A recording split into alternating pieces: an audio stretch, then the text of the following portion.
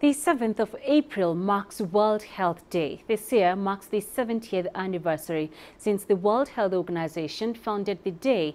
The theme is universal health coverage, everyone, everywhere. In 1948, the World Health Organization held the first World Health Assembly. The organization is calling on world leaders to live up to the pledges they made, and they agreed to the Sustainable Development Goals in 2015. The WHO wants world leaders to ensure everyone can access essential quality health services without facing financial hardship. To talk about this further, I'm joined by Dr. Rudy Eggers. He is the World Health Organization representative for Kenya. Dr. Eggers, thank you for joining us today. Thank you. So the focus has now shifted to ensuring that everybody has access to quality health care. How can this be achieved in Africa? Well, actually, it starts all with the realization by people that health is not a nice to have, but it's a human right that everybody is responsible for. So when the World Health Organization was founded 70 years ago, it was on the principle that healthcare is not for a privileged few, but really is for everybody. So that's where it starts. And as people become to realize that, there's social pressure and then political will to make sure that governments actually support this idea that health has to be there for everybody. Mm-hmm. And so when we talk about everybody having access to healthcare in Africa, there are numerous challenges.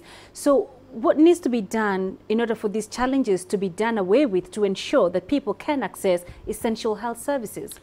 Well, the most important thing, or one of the important things, is that the system has to be designed properly. So you have to have a mechanism of getting funding into the system.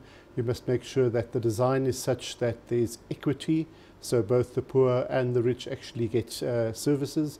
There has to be a mechanism of pooling those funds so that the risks can be spread out.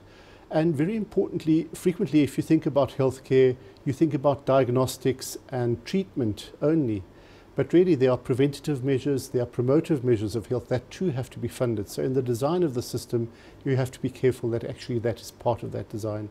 And then you have to provide the services, of course.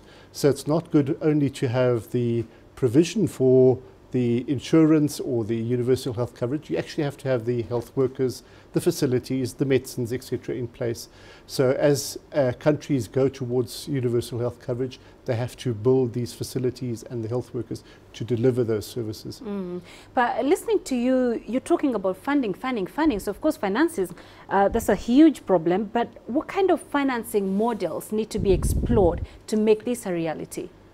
Well, in most African countries, there's a conglomerate of financing models. What has happened up to now is really that some people have health insurance, mainly the salaried people of Africa. They have health insurance and that operates quite well. And everybody else actually has out-of-pocket expenditures. If you have a traffic accident, you break your leg, then you have to pay yourself. Right. And that causes a lot of financial hardship, especially if you are indigent or poor. So the design of the system is such that the government should be partly responsible to make sure that basic services are firstly provided, are funded, and are of high quality. So it is a government responsibility to actually do that. So that has to be, those funding has to be found through taxes, through mechanism of getting contributions from those that can contribute. So in managing that balance is where you can get the funding for universal health coverage. Right. But, you know, Dr. Eggers, when we talk about the idea of having universal health care in Africa especially, there are those critics who say it's a populist idea, it is unattainable. What do you think? I think it's reachable. So I do think it's reachable. After all, it is a human right. It is something that is the responsibility of the state.